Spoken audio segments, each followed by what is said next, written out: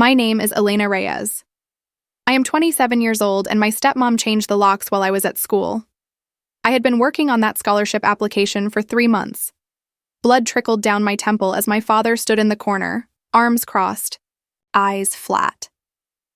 She stood over me, her voice like glass breaking under a boot. "You're not my daughter. This isn't your home." I never imagined my dream of becoming the first in my family to graduate college would end like this. If you're watching this, I would love to know where you're viewing from. Please hit subscribe and like if my story resonates with you. The journey I am about to share changed everything. I was born in a small apartment above a taqueria on 23rd and Maple in Phoenix. The smell of cumin and frying onions used to seep through the floorboards, and I'd fall asleep to the sound of salsa music bleeding through the ceiling from the shop below. My mom called it our little piece of Mexico in the desert. She was born in Guadalajara, came here at 19 with nothing but a backpack and a dream. She worked 2 jobs, cleaning offices at night, waitressing during the day. I remember her hands, chapped, cracked, always cold when she tucked me in. But her voice was warm. Like honey stirred into hot tea. She used to sing to me. Not pop songs. Old rancheras. Songs about lost love, about longing, about women who walked through fire and came out stronger. I didn't understand the words when I was little, but I felt them in my bones, like something ancient waking up. She died when I was 10. Car accident. Rain-slicked roads. A semi that didn't stop. I remember the smell of wet asphalt when they brought me to the hospital. The way the fluorescent lights buzzed overhead like angry wasps. The nurse who held my hand, her nails were painted blue, chipped at the edges. I kept staring at them. Anything but the sheet-covered shape on the gurney. My dad. He wasn't there. He came 2 days later. Suit wrinkled, eyes red, breath smelling like whiskey. He hugged me once. A stiff, awkward thing. Like he was hugging a mannequin. Then he said, "We gotta be strong now, mija. No more crying, we're all each other has." But we weren't. 6 months later, he met Diane. She worked at the bank where he deposited his paycheck. Blonde, thin, always wore these tight pencil skirts and heels that clicked like a metronome on the tile floor. She smiled a lot. Too much. Like her face was glued that way. At first, she brought me things. A stuffed bear, a pink backpack with glitter on it. Said, "I want you to feel loved, Elena. I want to be your mom now." I didn't say anything. I just held the bear and stared at the wall. She moved in 3 months later. The apartment got quieter after that. The music stopped. The smell of cumin faded. Diane didn't cook. She ordered takeout. Salad in plastic containers, cold, tasteless. She'd sit at the table, legs crossed, scrolling through her phone while I ate alone. My dad. He changed. Not all at once. Slow. Like water freezing in a pipe. He stopped asking about school. Stopped coming to parent-teacher conferences. Stopped saying, "I love you" before bed. One night, I overheard them arguing in the kitchen. "She's too emotional," Diane said. "Always crying. Always needing attention. It's not healthy." "She just lost her mother," my dad said, voice low. "Give her time." "She needs discipline," Diane snapped. "Not coddling. You're letting her get away with everything. She's going to grow up weak." I pressed my ear to the door. My heart was pounding so loud I thought they'd hear it. Then silence. Then footsteps. The door opened. Diane stood there, arms crossed, eyes cold. "What are you doing?" she asked. I froze. "Answer me." Nothing. I was just, "Don't just stand there. Go to your room, and don't eavesdrop. It's rude." I ran, shut the door, buried my face in the pillow so I wouldn't cry. But I did. Quietly. So quietly. That was the first time I felt it. The slow, quiet erasure of myself. I started keeping a journal. Small, spiral-bound notebook I bought with lunch money. Wrote everything. In there. My dreams. My fears. The way my chest hurt when Diane looked at me like I was a stain on the carpet. I wanted to be a writer. Had since I was 8. My mom used to read me stories before bed, The House on Mango Street, Esperanza Rising. I loved the way words could build worlds, how a sentence could make you feel seen. In middle school, I entered a writing contest. Won first place. My teacher cried when she read my piece, said I had a gift. I brought the certificate home, held it out to my dad. He glanced at it, nodded. That's nice. Diane took it from him, looked at it, snorted. Writing? That's not a real career, Elena. Who's going to pay you to scribble in notebooks? It's not scribbling, I said. It's fantasy, she cut in. You need to focus on something practical. Accounting, nursing, something that pays. My face burned. I wanted to scream, to throw the certificate in her face. But I didn't. I just took it back and walked to my room. That night I wrote in my journal, I will leave. One day. I will leave and never come back.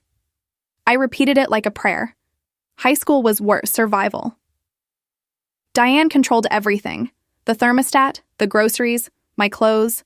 She refused to buy me jeans with holes, even in the Arizona heat. Said I looked trashy. Wouldn't let me go to parties. Said I'd end up pregnant or worse. I wasn't allowed to have friends over. Too much noise, she said. Too much chaos. So I studied. All the time. Books were my escape. I lived in the library after school. Ms. Alvarez, the librarian, became my quiet ally. She'd slip me advanced reading lists. Novels by Sandra Cisneros, Julia Alvarez, Isabel Allende.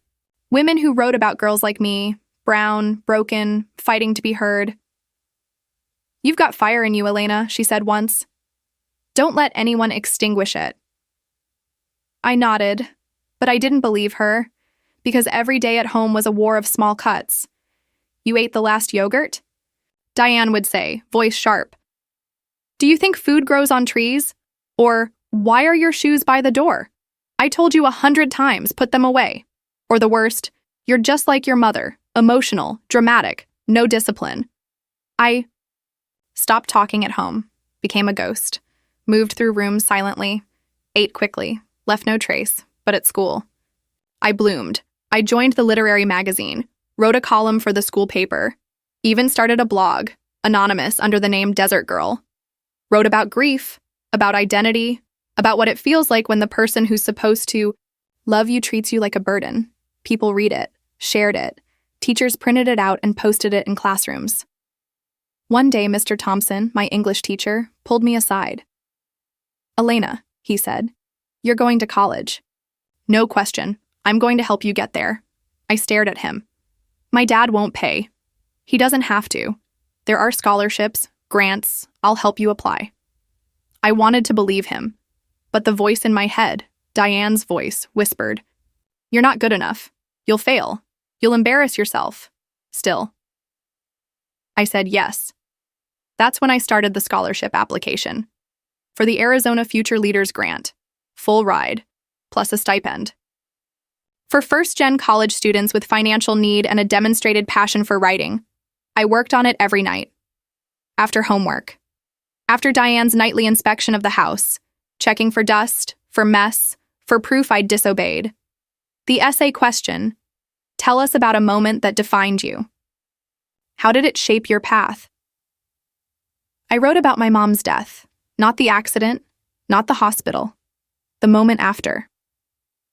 I was sitting on the edge of my bed, holding her favorite scarf, red, with tiny sunflowers. I pressed it to my face and inhaled. Her, perfume, vanilla, and jasmine was still there. Faint, but there. And I realized she was gone. Not just dead. Gone. No more songs. No more warm hands. No more buenas noches, mi amor. I wrote, grief isn't a wave, it's a house, and you live in it forever. But sometimes, in that house, you find a window. And if you're brave, you climb through it. I cried while writing. Tears hitting the keyboard. I didn't wipe them away. I thought, maybe this is it. Maybe this is my way out. Then, the day before the deadline, I came home from school. The front door was locked. I knocked. No answer. I knocked harder. Still. Nothing. I walked around back. The back door, locked too. My heart started pounding. I pulled out my phone. Texted my dad. Dad? I'm outside. Did you forget I have school? No reply. I sat on the steps. Waited. 20 minutes passed. Then I saw Diane's car pull up. She got out, keys in hand, sunglasses on. I stood up. Diane? The door's locked. I forgot my key. She didn't look at me, just walked past. Diane? She stopped, turned, took off her sunglasses. Her eyes were cold, empty. You're not my daughter, she said. This isn't your home. Froze. What? I said. She repeated, slow, like I was stupid. You're not my daughter. And this house? It's mine. Your father and I discussed it. You're 17, almost an adult. Time you learned responsibility. My chest tightened. What are you talking about?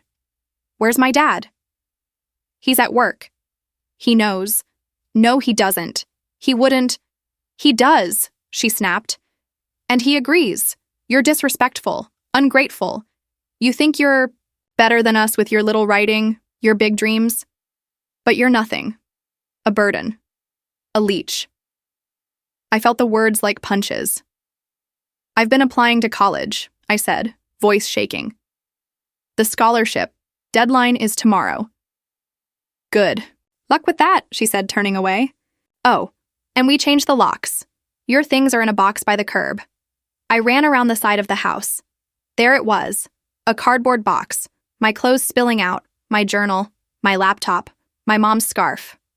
Rain started falling, light at first, then harder. I stood there. For a long time. The box got wet. The ink on my scholarship essay began to bleed. I couldn't breathe. I remember kneeling in the mud, trying to save the pages, my hands shaking, the words smearing. Grief isn't a wave, now just a gray blur. I looked up at the house. Diane stood at the window, watching. She didn't smile, didn't look. Away. She just raised her middle finger. I stayed there until dark. Then I took the box, walked to the bus stop, rode to the 24-hour laundromat 2 miles away. Sat in the corner, wrapped in my mom's damp scarf, listening to the hum of dryers. Didn't sleep. I just stared at the wall, and for the first time, I hated not just Diane, not just my dad, but the world. For letting this happen, for pretending families are safe, for telling kids like me to be patient while people who hate us wear the masks of caregivers. I was supposed to submit the scholarship. The next morning, I didn't. I couldn't. The file was corrupted. Water damage. My laptop wouldn't turn on. I sat in the laundromat, clutching the dead machine, and sobbed. Not loud. Silent tears. The kind that feel like your soul is cracking. Thought, this is it. This is how it ends. Not with a bang, not with drama, just silence, erasure. But then, my phone buzzed. A text from Ms. Alvarez.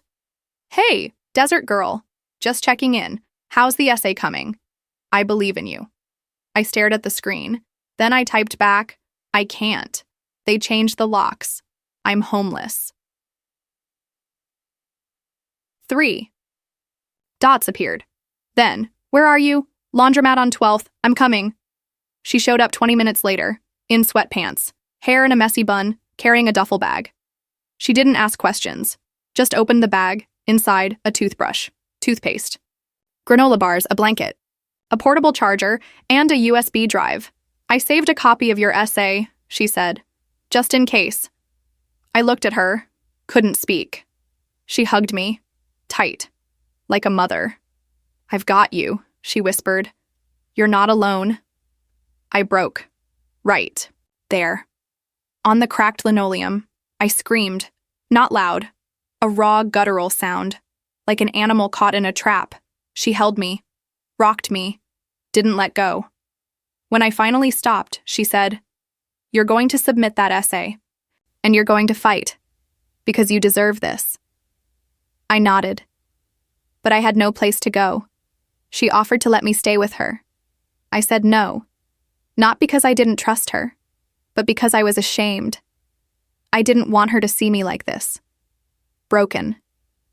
Helpless. So I took the duffel bag, and I went to my car, an old Honda Civic my mom left me. Paid off, barely ran, but it was mine. I parked behind the high school, where the streetlights didn't reach. First night, I slept in the back seat, curled up under the blanket Ms. Alvarez gave me. It smelled like her laundry detergent. Lavender. Cried until I passed out. Woke up to sunlight burning through the windshield. My neck hurt. My mouth was dry. I checked my phone. One message from my dad, Elena.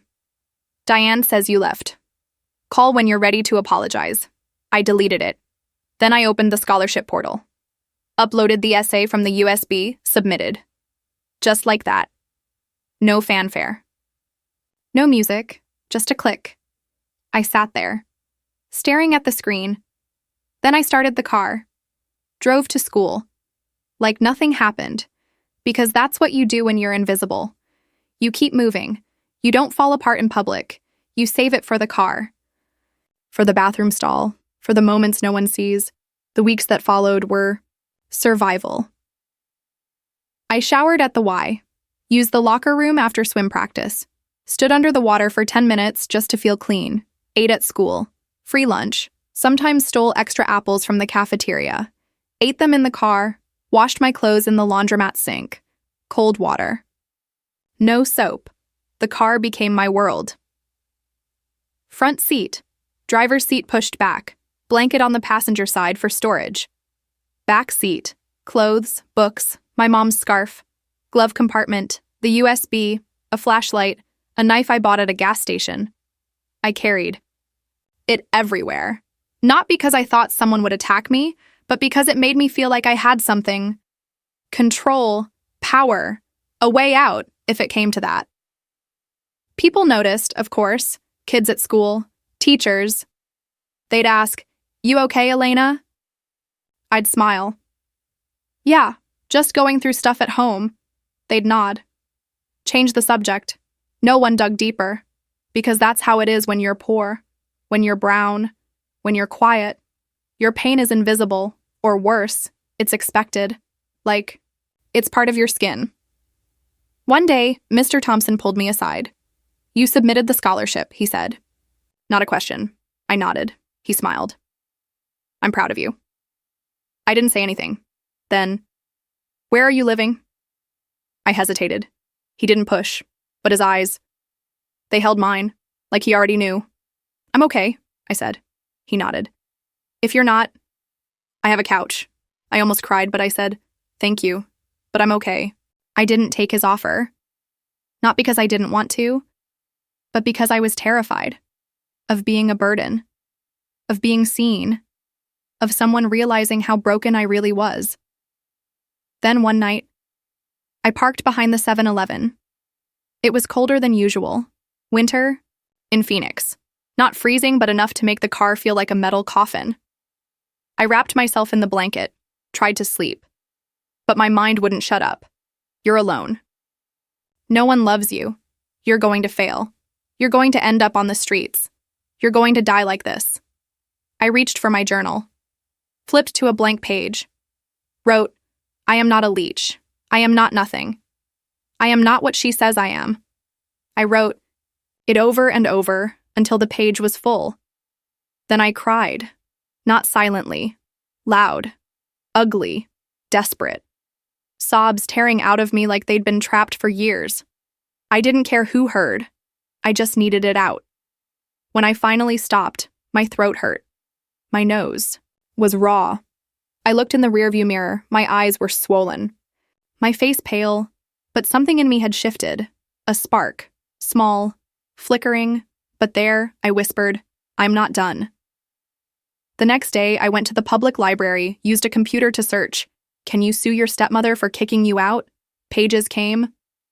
Up, legal forums, stories. Some said yes, some said no. It depended. I found a nonprofit, Youth Law Project. They helped homeless minors. I called. Spoke to a woman named Carmen, listened to my story, said, "We can help. But it's complicated. You're almost 18, and your father is still your legal guardian." "But she stole my stuff," I said. "She locked me out." "She's his wife," Carmen said. "Legally, she has rights to the home, but if we can prove emotional abuse, financial neglect, maybe we can get you emancipated." Emancipated? Legally declared an adult. Then you can live on your own, apply for aid, sue for damages. I felt a jolt. Can I sue her? Possibly, if we can prove harm, lost opportunities, emotional distress. I thought of the scholarship, the corrupted file, the box in the rain. "I want to," I said. "I want to sue her." Carmen was quiet. Then, "It won't be easy.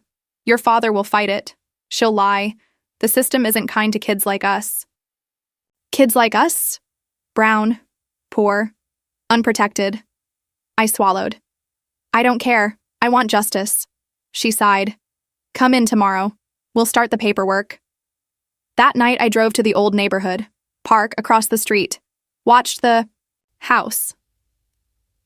Lights on, Diane in the kitchen pouring wine, my dad on the couch watching TV.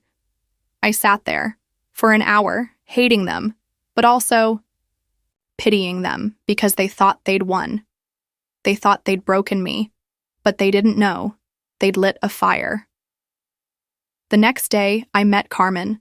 She was in her 40s, dark skin, braids, wore a blazer with a pin that said, "Abolish family." Court.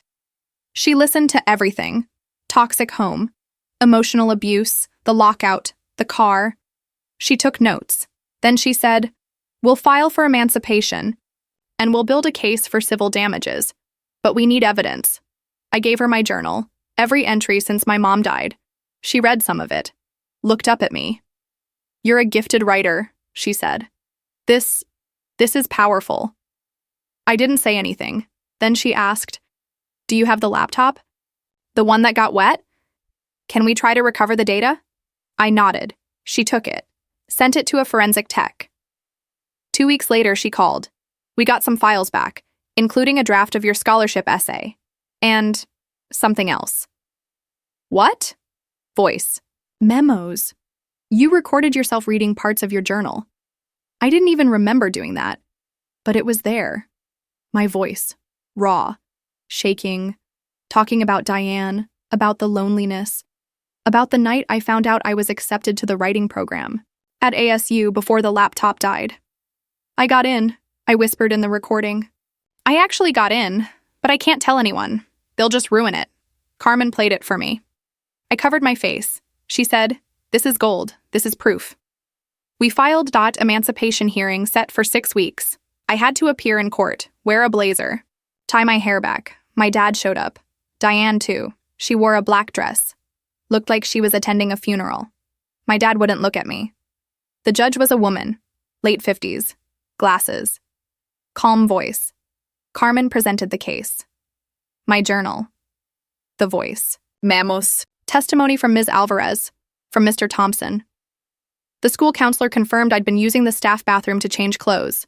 The librarian confirmed I'd been sleeping in the study lounge after hours. Then it was my turn. I stood. Swore in.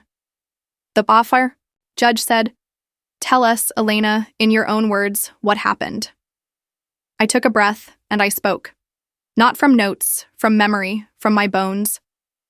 I talked about my mom, about Diane's slow erasure, about the lockout, about sleeping in the car, about the scholarship. Didn't cry. My voice stayed steady. But when I said she told me I was a leech, that I didn't deserve a future, my hands clenched into fists. The judge looked at my dad. "Mr. Reyes, do you have anything to say?" He cleared his throat. "Diane. She's a good woman. She's tried to be a mother to Elena. But Elena, she's difficult. Ungrateful. We felt she needed boundaries."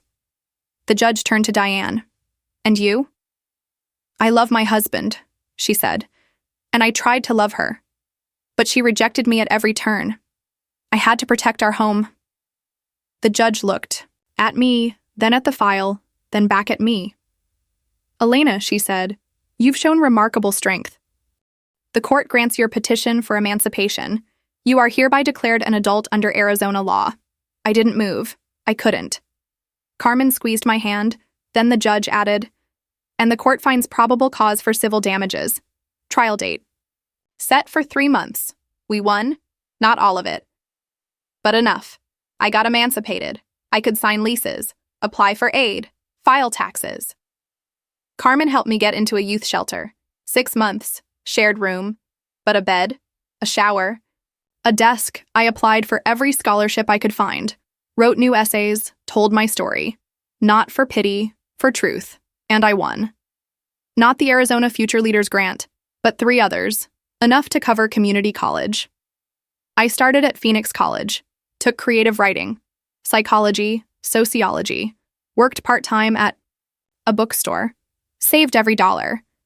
And I kept writing, not just essays. A memoir. About my mom. About Diane. About the car. About the night I screamed in the laundromat. I called it The House of Grief. I self-published it online, sold a few copies. Then one day, a literary agent found it, reached out, said, "This is powerful. Let me help you." We revised, sold it to a publisher.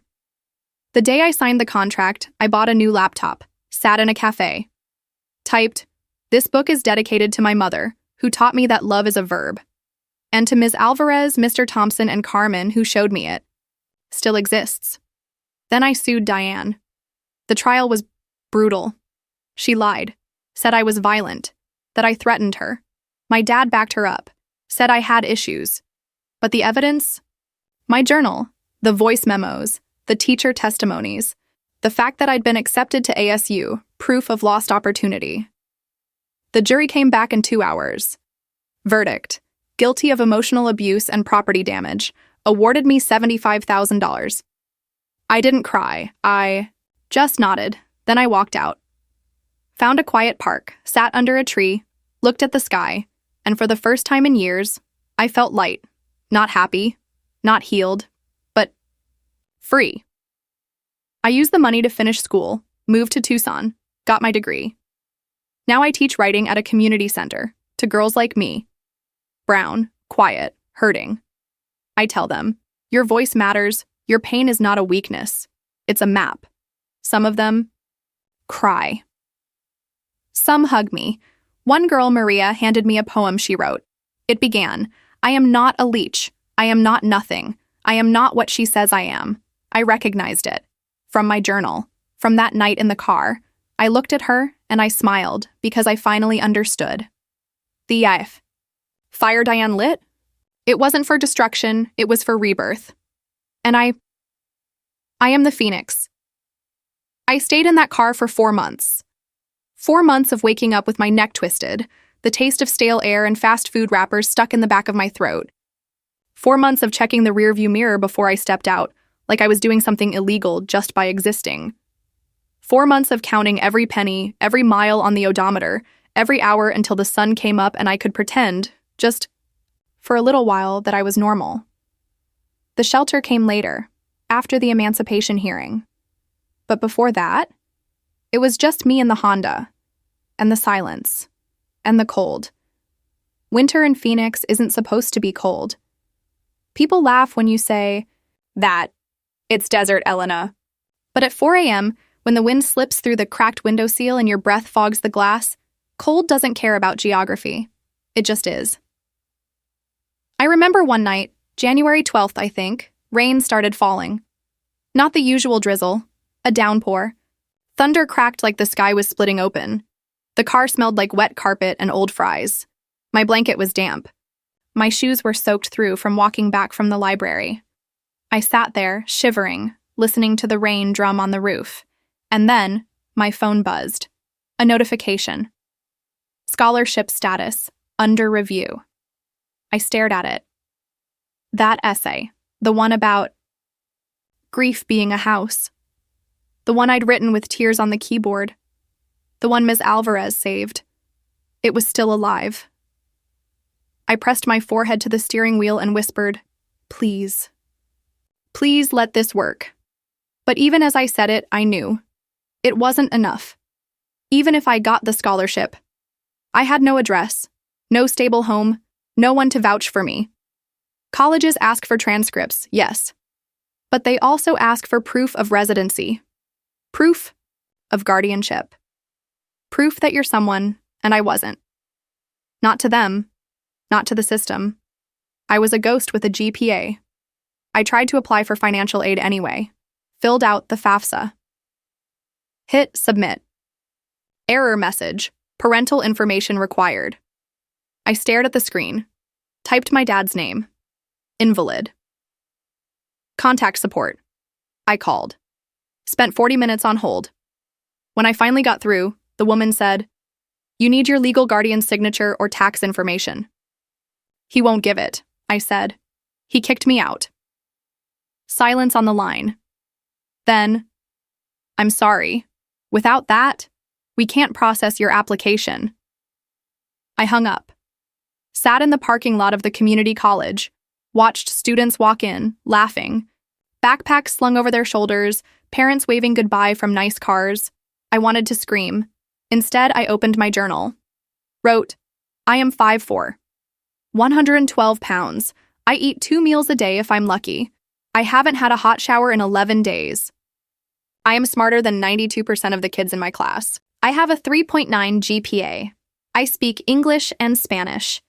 I can quote Sandra Cisneros and Maya Angelou from memory. I have survived emotional abuse, homelessness, and betrayal by the people who were supposed to love me. And none of that matters because I don't have a parent to sign a form." I closed the journal, drove to the 7-Eleven, bought a coffee, egg sandwich, ate it in the parking lot, watched the sun rise, thought, this is what it feels like to be erased. But I kept going, because what else was there? School, work, survival. I got a job at a thrift store, cash under the table, $9 an hour, 10 hours a week, not enough. But something. The manager, Linda, was a chain smoker with purple hair and a voice like gravel.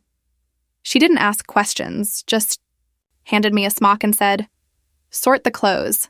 Don't steal. Don't cry. You'll be fine." I didn't cry. Not in front of her. But one day I found a red scarf in a donation bin, sunflowers on it, just like my mom's. I froze, held it to my face. It didn't smell like her. Smelled like mothballs and old perfume. But I bought it. With my employee discount. Wore it every day after. Like armor. Like a promise. Ms. Alvarez checked in every week. Brought me food. Books. Sometimes just sat with me in the car, sipping tea. From a thermos, talking about novels, about life, about hope. One day she said, "You know, Elena, you don't have to do this alone." "I don't have a choice," I said. "You do," she said. "You can fight back." "How? With what?" "I have no money, no family, no one." "You have you," she said. "And you have your story, and stories. They have power." I didn't believe her, not then, but I started writing again, not for school, for me, longhand, in the journal, about the car, about the cold, about the way Diane's voice still echoed in my head. "You're not my daughter. This isn't your home." Wrote it over and over, until the words lost their power, until they were just ink on paper. Then I started writing back. "You're not my mother," I wrote. "But I am someone's daughter, and I am someone's hope. And this car, it's not my home, but it's not yours to take from me." I read it aloud, in the silence, to myself. And for the first time, I felt like I was standing on solid ground. But the system, it wasn't built for people like me. I applied for housing assistance. Waitlist, 18 months. Food stamps, denied. Insufficient documentation of income and residency. I tried to get a bank account. Needed ID, proof of address. I had neither. Used the library's address for some forms. They caught on, sent a letter to my home. It came back. Returned to sender. No such occupant. I held that letter in my hands, stared at the red stamp, felt the weight of it, like the world was saying, "You do not exist," and maybe I didn't. Not legally, not officially. Just a shadow, a statistic. A girl who slipped through the cracks. One night I drove to the high school, park behind the gym. It was quieter there. No streetlights. No cameras. I was folding my blanket into the back seat when I saw headlights. A car pulled up. Slow, stopped. I froze. Hand on the knife. Then the window rolled down. It was Mr. Thompson, my English teacher. He looked tired, bags under his eyes, coffee in a paper cup. "Elena," he said, "you live here?" I didn't answer. He didn't push. Just said, "I've seen your car here before. I didn't want to assume." I swallowed. "It's temporary." He nodded, sipped his coffee. Then, my wife and I talked. We have a guest room. It's small, but it's yours, if you want it. My chest tightened. "No," I said. "I can't." "Why not?" "Because I don't want pity." "It's not pity," he said. "It's care. There's a difference." I looked at him, really looked, and I saw it. Not a savior, not a hero, just a man who saw a kid drowning and didn't look away. Tears came. I didn't stop them. He didn't either. He just waited, then said, "You don't have to accept tonight, but think about it, please." I did, all night. Sat in the car. Thought about pride, about shame, about the weight of saying yes. Because saying yes meant admitting I couldn't do it alone, and I hated that.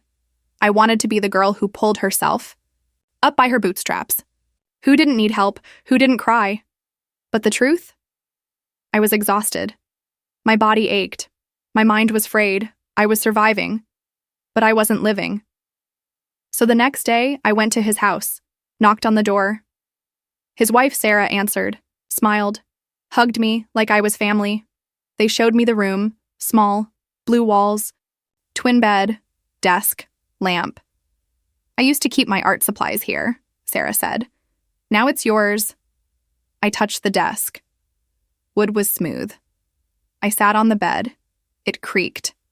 I burst into tears. They didn't stop me. They just left me there. Gave me space. That night, I took the longest shower of my life. Hot water, real soap, a towel that wasn't damp. I stood there until the water ran cold. Then I put on clean clothes, ate dinner with them. We didn't talk about the car, about Diane, about my dad. We talked about books, about the dog, about Sarah's garden, normal things, human things. And I realized this was what safety felt like. Not a house, not money, but being seen, being known, and still being loved. I stayed with them for 6 weeks. Then I got the call from Carmen, "Elena, the emancipation hearing is set. You need to be ready." I nodded, but I was terrified because it meant facing them, Diane, my dad, having to say out loud what they'd done, and worse, having to prove it. Carmen helped me prepare. We went over the journal entries, the voice memos, the testimonies. She drilled, me. "What's the first thing Diane said when she changed the locks?" She said, "You're not my daughter. This isn't your home." "And how did you feel?" I felt erased, like I didn't matter, like I was nothing. "And your dad?" He just stood there, didn't defend me, didn't say a word. She nodded. "Good. Keep it simple. Keep it true." The night before the hearing, I couldn't sleep.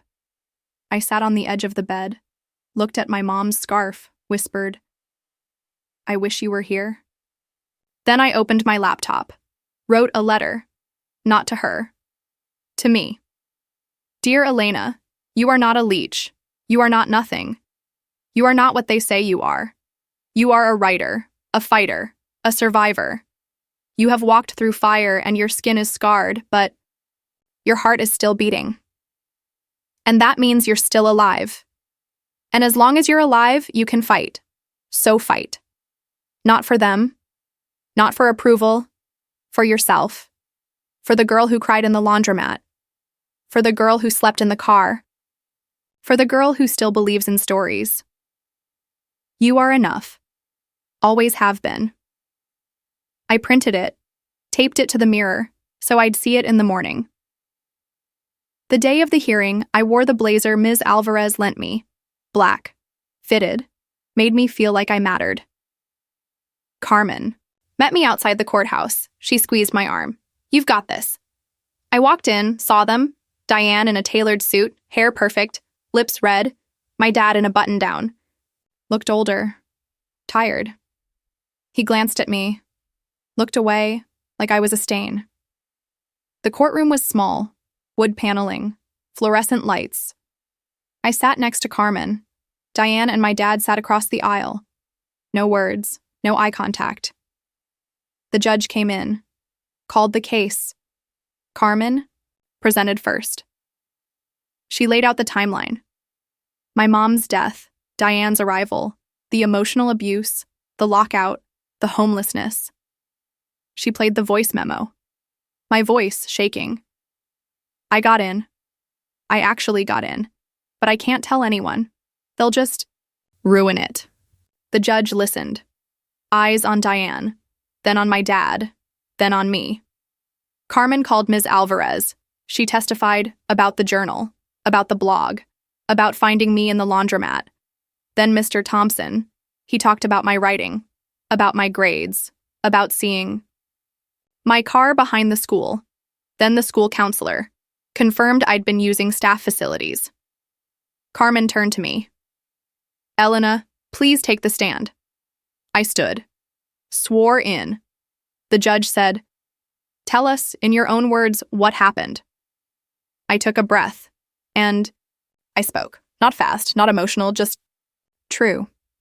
I told them about the smell of cumin from the taqueria, about my mom's voice, about the night she died, about Diane's slow takeover, about the rules, the coldness, the way she made me feel like a burden.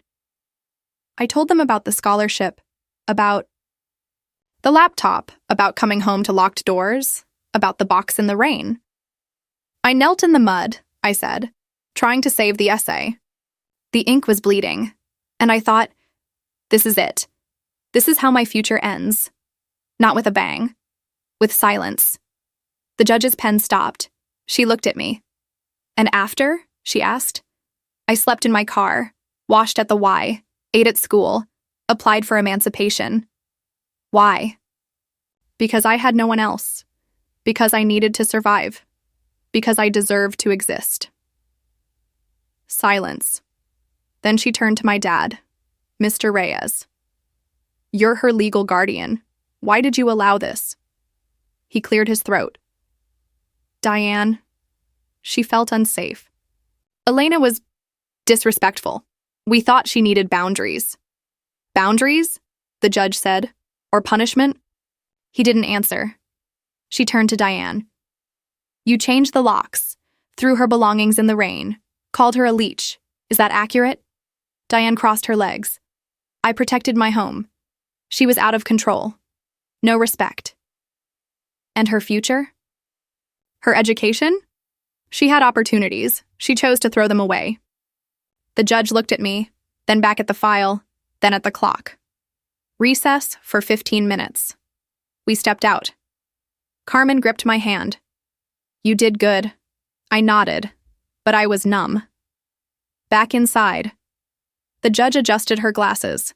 Based on the evidence presented, the journal, the recordings, the testimonies, the documented homelessness, I find that Elena Reyes has demonstrated a clear and present danger to her well-being if returned to the household. She paused. I grant the petition for emancipation. Effective immediately, Elena Reyes is legally an adult in the state of Arizona. I didn't move, didn't breathe. Carmen squeezed my hand. The judge added, additionally, there is sufficient evidence to warrant a civil trial for emotional distress and property damage. Trial date to be set. Diane stood up. This is outrageous. She's manipulating you. The judge didn't flinch. Be seated, Mrs. Reyes, or I'll have you removed. Diane sat. My dad didn't look at me. I walked out, didn't cry, didn't smile, just existed. For the first time in years, I was free. But freedom? It doesn't pay rent. It doesn't buy groceries. It doesn't heal the hole in your chest where love used to be. I got emancipated, but I was still broke, still homeless, still fighting, and the war wasn't over. It had just begun. I stood on the courthouse steps. Wind tugging at my blazer. People walked past, talking, laughing, living. I just stood there, like I'd forgotten how to move. Carmen handed me a bottle of water. You did it, she said. I looked at her, and then, like a dam breaking, I started to shake. Not from cold, from release, from the weight of everything I'd held inside for years finally. Letting go. I didn't cry. Not right away. But my hands trembled so bad I dropped the water. It rolled down the steps. Carmen didn't pick it up. She just put her arm around me. We stood there for a long time. Then she said, "Now we rebuild." Rebuild. Such a small word for such a huge task. Because emancipation didn't mean safety. It meant responsibility. I had to find housing, a job, health insurance, a bank account, a life, all from nothing. And the clock was ticking. I couldn't stay with Mr. and Mrs. Thompson forever. They were kind, but kind has limits. So I applied for everything. Youth shelters, transitional housing. Section 8, wait lists everywhere. But Carmen pulled strings, called in favors, got me into New Roots, a transitional housing program for emancipated minors. 6 months. Shared apartment, 2 other girls, but a key, a bed, a shower, a kitchen. I moved in on a Tuesday, held the key in my hand like it was sacred. Walked up the stairs. Room 3B, opened the door. It wasn't much. Twin bed, desk, closet, window that looked out onto a parking lot. But it was mine. I sat on the bed. Didn't move for an hour. Just breathed, in, out, safe, safe, safe. Got a job at a bookstore downtown, part-time, $11 an hour. The owner, a woman named Janine with silver hair and a nose ring, read my memoir draft, The House of Grief, and said, "You're hired, and you can use the back room to write," I cried. In the stockroom. Not from sadness, from relief. Like my soul had been holding its breath and finally let go. I started writing every day. Not just the memoir, essays, poems, short stories about grief, about betrayal, about the smell of rain on hot pavement, about the way a mother's love lingers in a scarf. I submitted them to journals, to contests, to blogs. Most said no, but one said yes. The Desert Review published my piece, What It Feels Like When Your Home Becomes a War Zone. I read it online, saw my name under the title, Elena Reyes. Not that girl, not Diane's problem, not a leech. Me, and people read it, shared it. One woman emailed, "I was you, and you gave me permission to speak." I saved that. Email, read it every time I doubted myself. Then, 2 months in, the scholarship came through. Not the one Diane drowned in the rain, but another. The Phoenix Rising Grant, for students who've overcome homelessness, $10,000. Got the letter in the mail, sat on the floor of my room, read it 3 times, then called Ms. Alvarez. She screamed. I screamed, we cried. It wasn't enough to cover everything, but it was a start. I enrolled at Phoenix College, took creative writing, psychology, sociology. Every morning I woke up early, wrote for an hour before class, then worked. Then studied. No weekends off, no parties, just work. But I didn't mind, because every word I wrote was a brick, building a new life. One I controlled.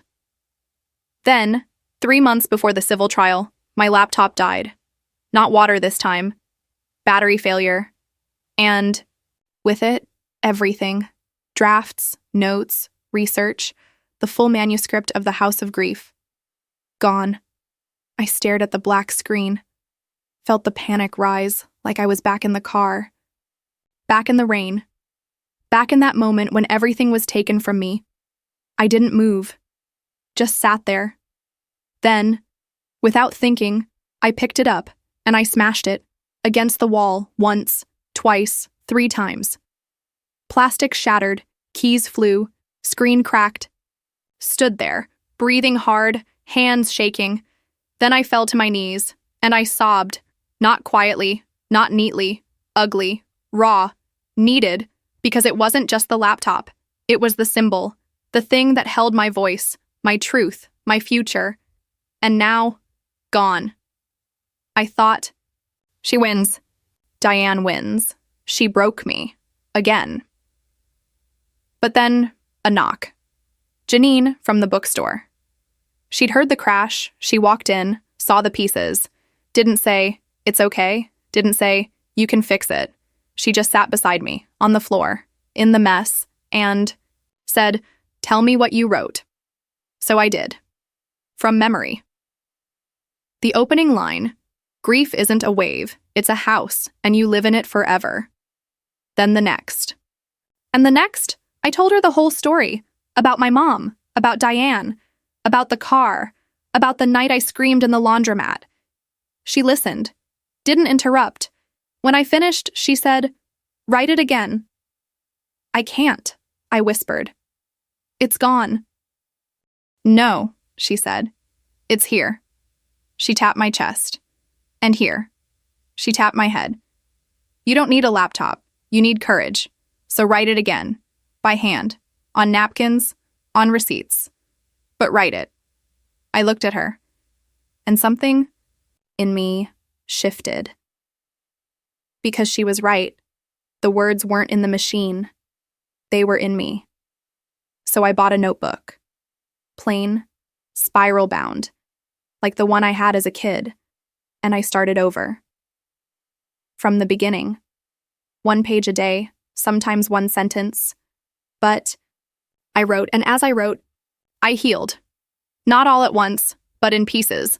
Like the laptop, broken, but not gone. The trial came. March 14th. I wore a black dress, my hair in a braid, Carmen by my side. Diane showed up in a red suit, like she was the victim. My dad wore a tie. Didn't look. At me. The courtroom felt smaller this time. Tighter. The judge was the same. She recognized me. Nodded. Carmen presented.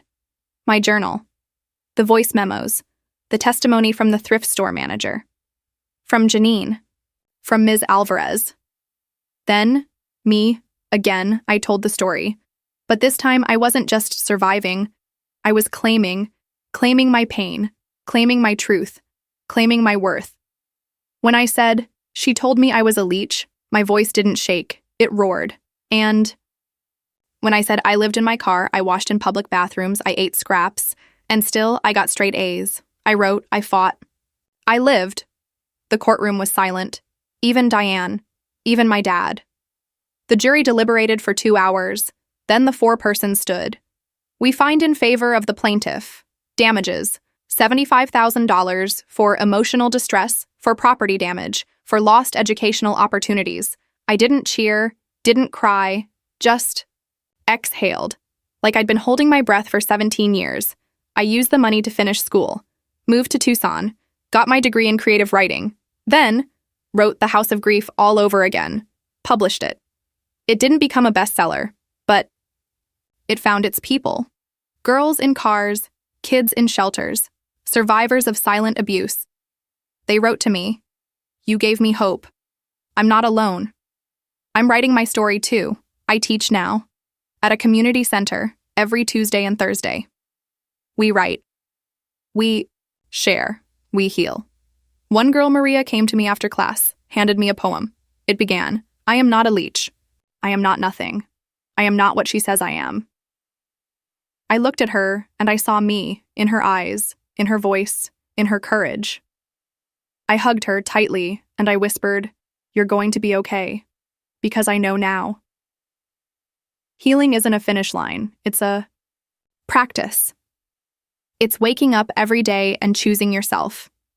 Even when the world tells you you're not enough. Even when the people who should love you treat you like a burden. Even when the laptop dies. Even when the locks change. You keep going. Because you are not what they say. You are not a leech. You are not nothing. You are not erased. You are here. You are alive. And that is the most powerful rebellion of all. Have you ever had to overcome opposition from people who should have supported you? How did you find the strength to pursue your dreams despite their discouragement? I would love to hear your stories in the comments below. If this narrative resonated with you, please like, subscribe, and share it with someone who might need to hear that their worth is not determined by those who fail to see it. Thank you for listening to my journey. And remember that sometimes the greatest gift toxic people give us is showing exactly what we do not want to become.